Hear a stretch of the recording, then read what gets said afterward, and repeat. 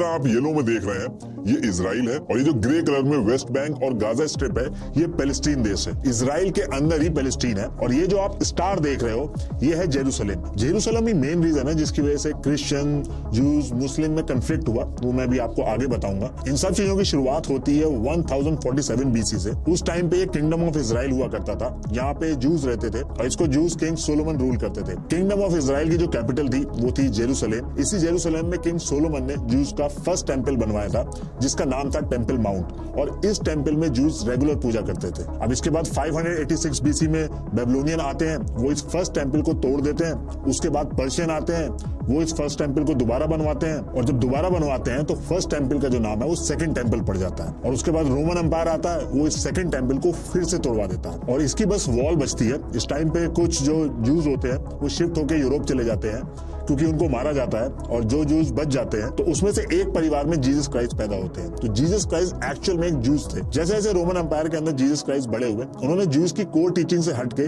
Jerusalem के area के अंदर अपनी अलग टीचिंग शुरू करी। ठीक वैसे ही जैसे गौतम बुद्ध जी हिंदू थे, लेकिन उन्होंने अलग हटके बुद्धिज्म की टीचिंग दी थी और बुद्धिज्म एक अलग रिलीजन बना।